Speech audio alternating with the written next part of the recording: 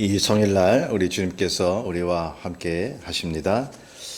이 세상에는 세 가지 종류의 사람이 있다고 하죠. 첫째로 반드시 없어져야 할 사람, 두 번째로 있으나 마나한 사람, 세 번째로 꼭 있어야 할 사람이죠. 반드시 없어져야 할 사람과 있으나 마나한 사람들은 하나님이 어떻게 하시느냐? 하나님이 이런 사람도 사용하셔요. 악의 도구로 사용하시잖아요. 성경에 보면. 또한 교훈을 삼기 위해서 그런 사람들을 사용하십니다. 자, 믿는 자들을 깨우시기 위해 악인들을 사용하신 걸 우리가 보면, 자, 사탄의 앞잡이 노릇을 한 사람들이 나오지 않습니까? 그런 사람들을 하나님께서 징계하시고 심판하셔서 하나님의 승리를 보여주셨습니다. 그렇기 때문에 사실 이 땅에 역사적으로도 그렇고 이 땅에 하나님이 다 사용하신단 말이죠. 그런데 중요한 것은 하나님이 꼭 있어야 할 사람들을 사용하시는 경우인 것입니다. 하나님의 복음을 증거하고 이웃에게 소망을 주는 그러한 사람들, 하나님께서 이러한 사람들을 특별히 사용하시지 않겠습니까? 그런 사람들 있지 않습니까? 그 사람만 보면 신바람 나고 살맛이 나는 그런 경우 말이죠. 그런 사람들은 대체로 인간미가 있는 것입니다. 성도 여러분, 우리는 인간미가 있어야 됩니다. 하나님의 사람이 인간으로서, 하나님이 빚으신 인간으로서 그 아름다움이 있어야죠.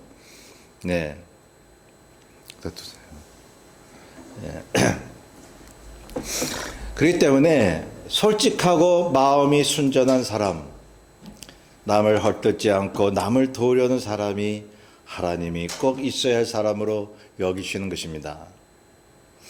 우리 주변에 보면 그런 사람들이 있어요. 우리 삶에 맛을 내는 사람, 소금과 같이 말이죠. 오늘 본문에 너희는 소금이라고 말씀을 하셨잖아요. 본문 13절에 주님이 말씀하십니다. 너희는 세상의 소금이니 라고 말씀을 하신 걸 보면 맛을 내라고 하시는 거 아닙니까? 소금은 여러 가지 역할을 합니다. 방부제 역할을 하기도 하고 음식 맛을 내게 하는 것입니다. 사실 이 소금이라는 것은 옛날에는 구하기 어려웠죠. 그래서 소금을 가지고 있는 사람은 권력을 누렸습니다. 돈이 많았습니다. 이 소금을 구하기 어려웠던 것은 지역적으로 한정되기 때문에 소금을 얻는 것이 몹시 어려운 일이었죠. 그런데 지금은 소금을 아주 쉽게 구할 수 있는 것입니다. 그러니 소금의 특징이 있죠.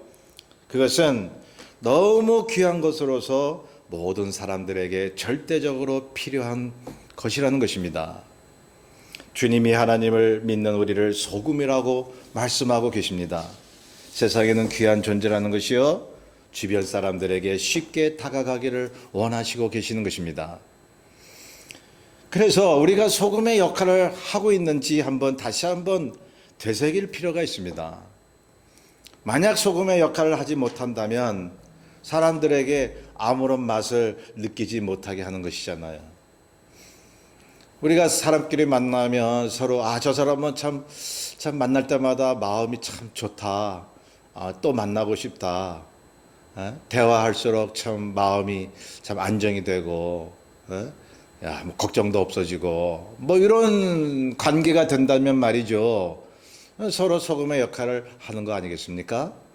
그런데 저 사람을 만날 때마다 마음이 괴로우면 말이죠. 이게 소금커녕 말이죠. 아주 그냥 사회에서 참 어둠의 역할을 할 수밖에 없는 것입니다.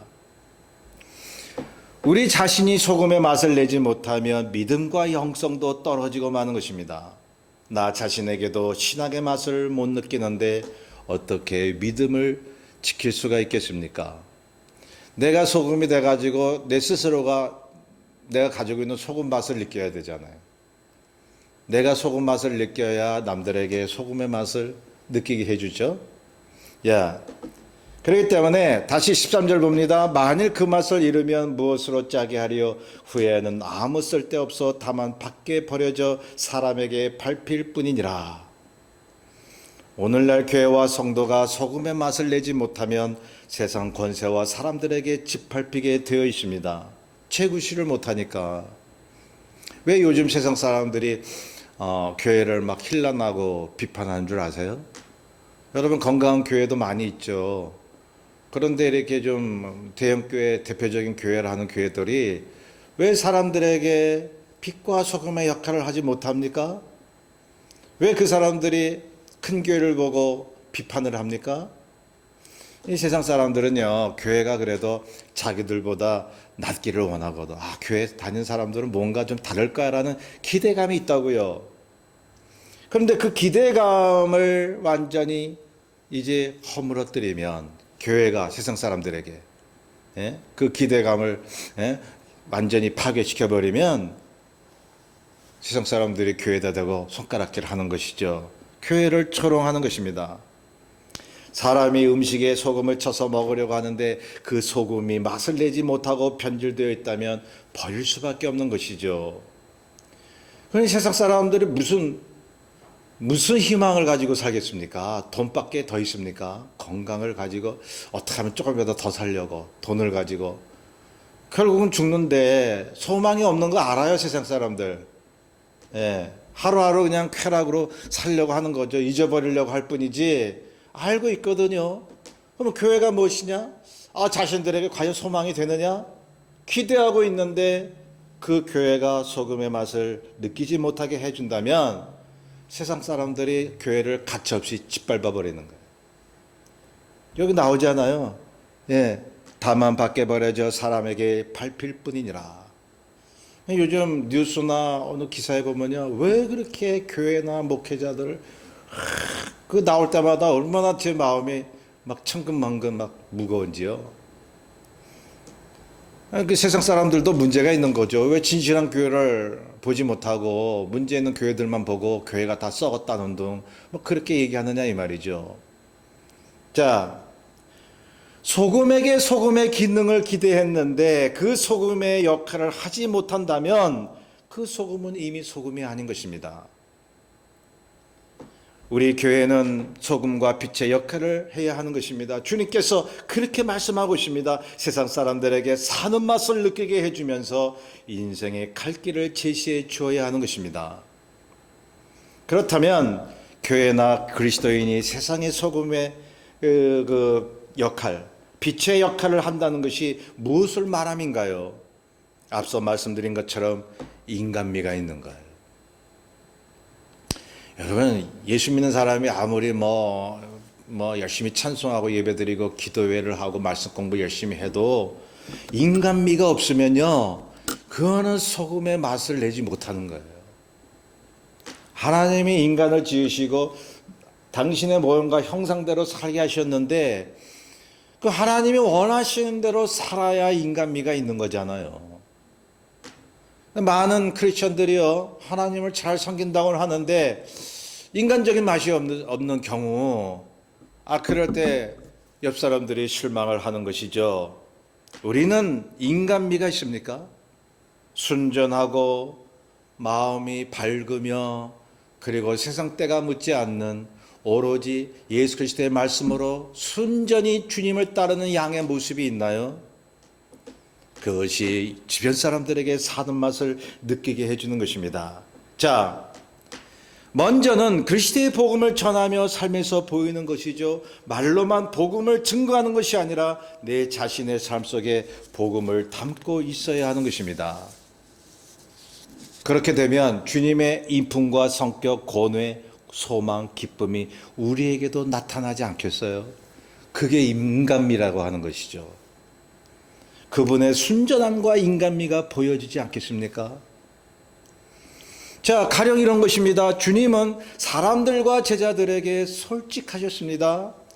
인간으로서의 고민과 고통을 그대로 나타내셨습니다. 참 인간으로서 인간이 당하고 경험할 수 있는 육신의 약함을 드러내셨습니다. 마음이 순수하셨으며 거짓이 없으셨습니다. 그러기에 인간 예수는 진정한 하나님이시라는 거예요. 저는 예수님이 하나님의 아들이요 메시아로 굳게 믿고 있지만 또 한쪽 면에서는 예수님의 그 인간적인 모습, 고뇌를 그대로 드러내고 당신의 슬픔을 그대로 드러내는 눈물을 흘리시는 예수님의 모습을 보고 우리의 소망이심을 저는 믿게 되었습니다. 아, 거기에 진정한 하나님의 형상이 있구나. 성도 여러분, 저와 여러분이 사는 맛을 느낄 때 어떤 순간이었나요? 돈이 생길 때인가요? 사회복지제도의 혜택을 받을 때요? 무엇이 뜻대로 이루어질 때입니까?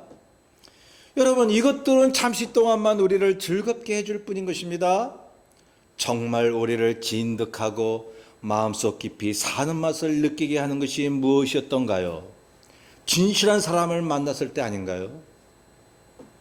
요란한 큰 일보다는 작고 잔잔한 감동을 받았을 때 아닌가요? 저는 가끔 이제 뉴스나 기사를 볼 때 큼직큼직한 소식들이 있잖아요. 물론 아주 암울한 소식들이 더 많아요. 그죠? 아주 뉴스를 볼 때마다 참 마음이 어두워지니 말이죠. 그런데 가끔씩 어떤 나라나 사회에 좋은 소식들이 있잖아요. 뭐 경제가 회복된다든가 정치나 뭐 복지가 잘 풀려나가고 있다는 소식 들으면 기분이 뭐 좋죠. 예. 자, 그런데 세상의 그런 소식보다 우리에게 더 감동적인 기사, 살맛나는 기사가 무엇이었던가요? 그건 말이죠. 인간미를 느끼게 해주는 그런 기사와 뉴스가 나올 때 말이에요. 예. 예를 들면 어떤 사람이 길을 가다가 지갑을 주었어요. 거기에 돈이 있는데 뭐 아무도 안 보는데 말이죠. 혼자 슬쩍 할 수가 있겠죠. 그런데 이 사람은 경찰서에 갖다 줍니다. 그럼 뭐 훈훈한 감동이 있잖아요. 아, 세상에 참 양심 있는 사람도 있구나 말이죠. 홍수에 떠밀려가는 한 사람을 구하기 위해 지나가는 여러 사람들이 힘을 합쳐 구했다는 소식도 저는 들었습니다. 아, 마음이 훈훈해지잖아요. 여러분, 뉴스에서 이렇게 나쁜 소식만, 나쁜 사람들만 이렇게 얘기해서 그렇지 좋은 사람들이 더 많잖아요. 착하게 사는 사람이 더 많다고요. 인간미를 느끼고 사는 맛을 우리는 갖고 살아야 합니다. 예, 정치인들도 말이죠. 정치인들은 다 썩었고 정치인들 하는 소리는 다 개소리고 그렇게 얘기하는 분들이 있는데요. 왜? 거짓과 위선이 들끓기 때문입니다. 그런데 자신의 잘못을 솔직히 시인하고 사심 없이 배기종문하는 정치인을 본다면 국민들은요, 사는 맛을 느끼는 거예요. 예. 여러분, 인간미를 느끼고 사는 맛을 느끼는 것은 큰 데 있지 않습니다. 작은 일, 작은 어떤 사람의 선한 행동에서 훈훈함을 느끼는 것입니다. 우리가 그리스도인으로서 세상의 소금이 되려면 사람들에게 사는 맛을 느끼게 하려면 어떻게 해야 됩니까?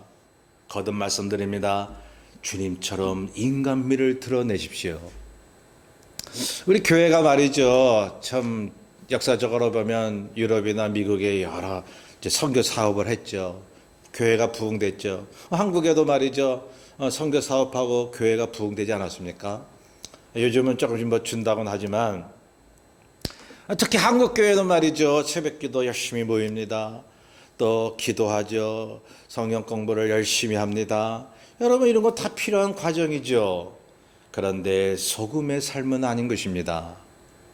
소금의 삶이었기 때문에 그렇게도 전도하고 기도 열심히 하고 성경 공부를 했어도 교회의 맛을 느끼지 못하는 것입니다. 그동안 교회가 부흥됐다고 해서 세상 사람들에게 소금으로서의 사는 맛을 느끼게 해 주었던가요? 교회와 크리스천들이 세상의 소금이 되려면 그리스도의 은혜와 그분의 속량하심을 만천하에 알리는 동시에 욕심이 없고 순전한 모습을 보여야 하는 것입니다. 교회가 잘못했다면 말이죠. 하나님과 사회에 세상 사람들에게 죄를 자복해야 돼요. 하나님께만 한다고요? 아닙니다. 믿지 않은 사람들에게도 교회가 이런 잘못을 저질렀다고 솔직히 회개하고 말할 수 있어야 됩니다. 그래야 세상 사람들이 교회가 뭔가 다르구나, 교회의 맛을 느끼지 않겠어요? 근데 하나님께만 하면 된다 이거죠. 집안잔치나 하고 그러는 거죠. 그러면 어떻게 세상의 소금의 역할을 합니까? 여러분, 교회는, 크리스천들은 모든 사람에게 맛을 느낄 수 있도록 해야 되는데, 그것이 뭐냐 하면 솔직한 모습인 것입니다. 솔직한 모습이요. 그래야 세상이 감동을 받는 거예요. 여러분, 인간은 감동을 먹고 사는 존재이잖아요. 여러분, 감동 없이 신앙생활 되나요? 여러분, 감동 없이 찬양하나요? 감동 없이 말씀 나누나요? 그러면 여러분, 여러분 우리 마음속에 영적인 힘이 생길 수가 없는 것입니다.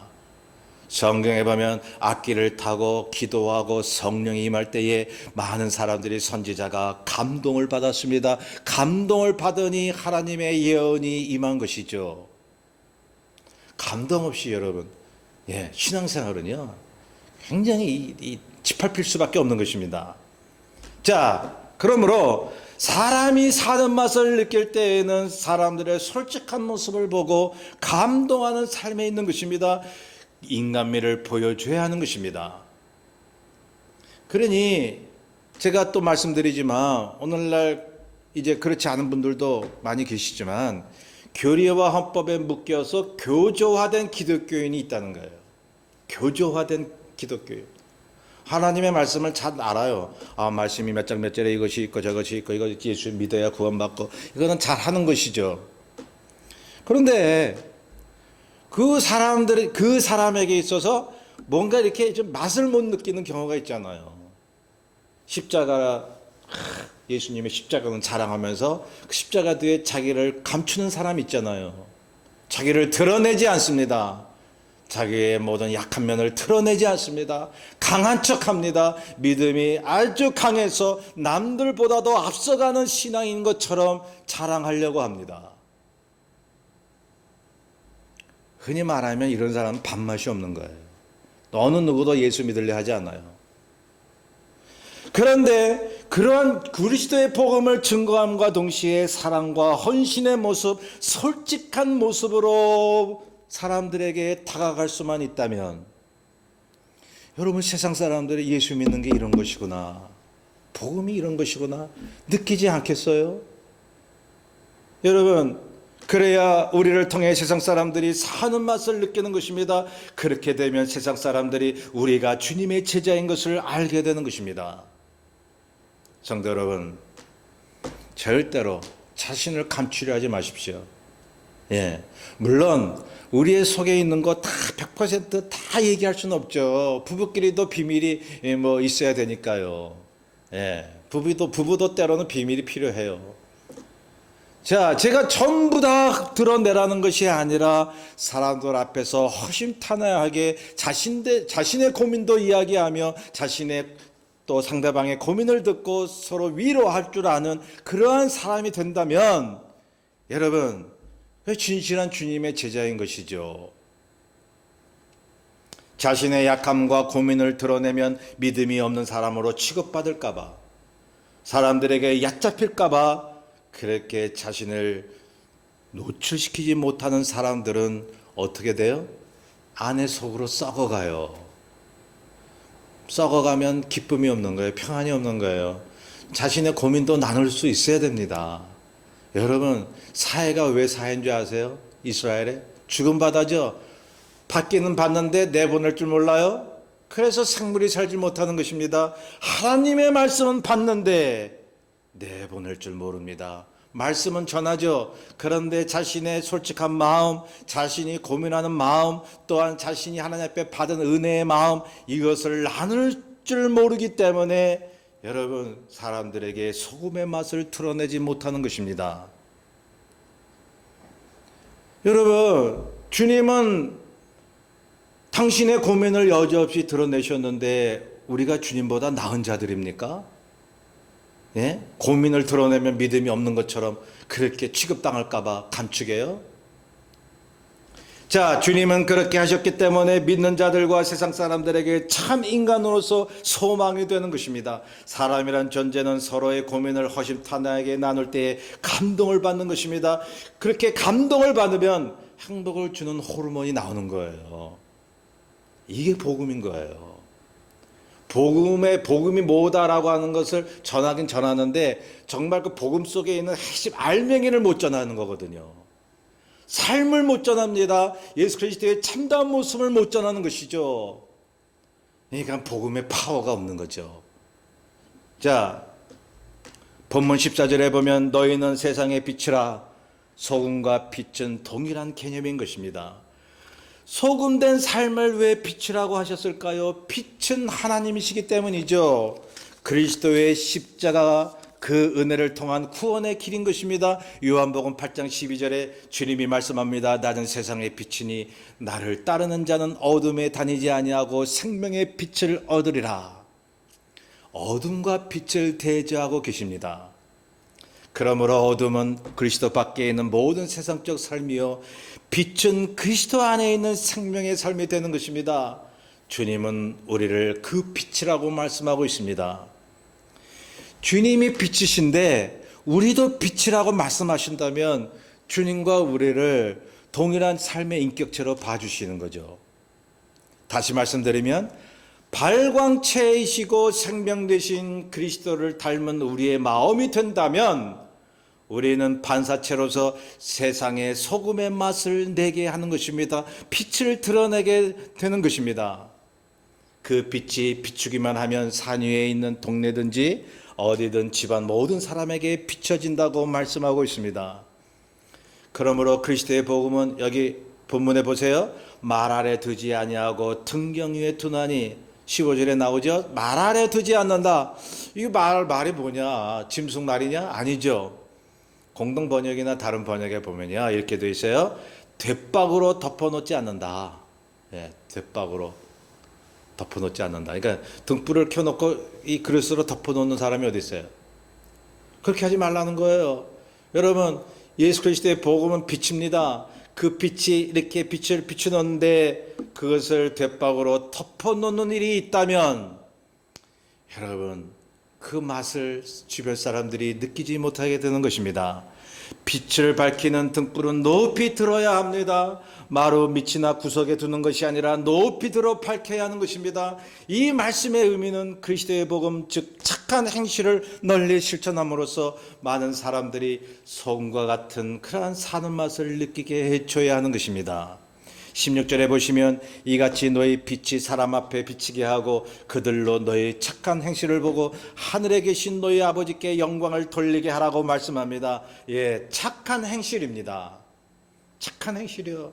여기 단지 일반적인 도덕적 개념이 아니죠. 하나님의 말씀을 실천하는 것입니다. 예수님은 말씀이셨습니다. 말씀이면서도 행동으로 드러나셨습니다. 삶으로 보여주셨습니다. 그것이 뭐냐면 소금의 맛이었습니다. 맛을 내게 하는 그러한 복음의 능력이었습니다. 자, 오직 그리스도의 이름으로 행하고 착한 행실을 이제 나타내며 살고 있는 그러한 모든 크리스찬들이 된다면 여러분 빛을 하고 말씀하고 있습니다. 성령의 열매를 맺는다면 소금이요 빛이라고 말씀하고 있습니다. 거듭 말씀드립니다. 착하게 사는 것이란 하나님이 빚으신 사람으로서의 인간미를 드러내는 것입니다.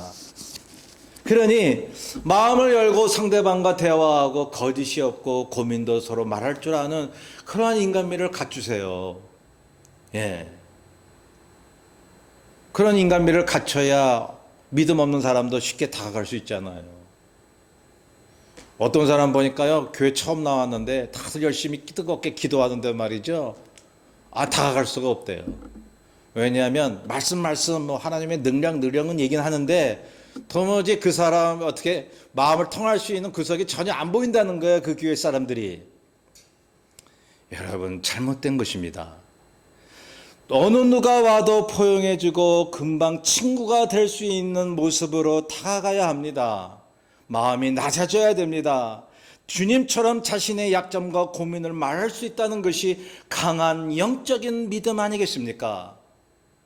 그리고 매사의 사랑과 양보로 성령의 열매를 맺어가는 것입니다. 그걸 보고 사람들이 절망에 있다가도 삶의 맛을 느끼게 되는 거 아니겠어요? 야, 여기 와 보니까 말이야, 참, 저 사람도 문제 있고 저 사람도 문제가 있는 것 같은데, 참 인간미가 있고 참 기쁘게 사네. 나도 한번 예수 믿어봐야지. 그런 정도의 파워가 교회에 있어야 되지 않아요? 그게 복음 아니겠습니까? 십자가의 말로만의 복음이 아니라 살아 움직이는 우리의 삶이 복음 아니겠습니까? 그런 복음의 능력이 나타나야 사람들이 예수 그리스도를 발견하게 되는 것입니다. 우리 모두가 소금과 빛의 삶을 살면서 이웃 사람들에게 사는 맛을 느끼게 하는 그런 믿음의 삶을 사시기를 주의 이름으로 축원합니다. 우리 뜻을 잘 생각하면서 찬송가 266장 찬송합니다.